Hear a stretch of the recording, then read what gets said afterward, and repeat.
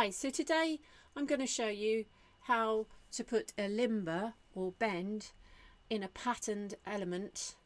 This is a scarf and I've designed it vertically. You either need to design your element vertically or horizontally because CelAction won't take a diagonal. So now we have this element. I'm going to go up here to Element, Create, Limber.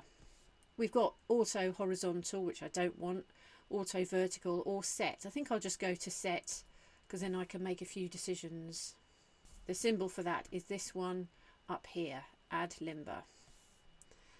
So it's going to be a vertical limber, and every limber has a base point and an end point. You can decide if you want to have a third point in the middle.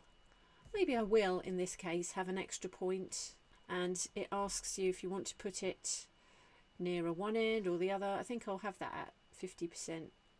Okay, so we'll just click OK. And now you can see if we go into wireframe up here, you can't really see the scarf anymore there.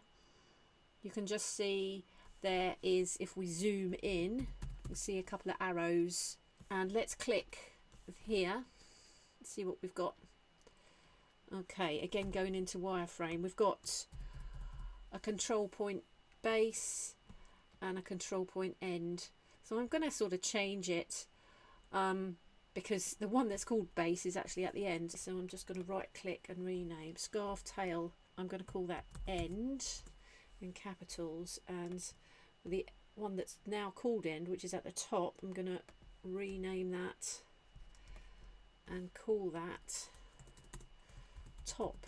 So you can see that one is up at the top, this one is in the middle, number 2, and this one is at the bottom. Now let's see what happens when we move these around. I'm just going to have my Z key, and there you see it does actually keep the pattern quite nicely. So I'm moving it across, but you can also rotate it. So now if I rotate this as well, you can see you get a lovely S bend, and it really does keep the pattern very well there. I think it's supposed to be a knitted pattern. I've done it in Photoshop. It's one of the best things I think about CelAction in recent years is this limber. And bearing in mind, like I say, this is a Photoshop file, not a vector file, so you can see the possibilities with hair, spaghetti, all sorts of textures, just so long as you design it in a straight way in the first place.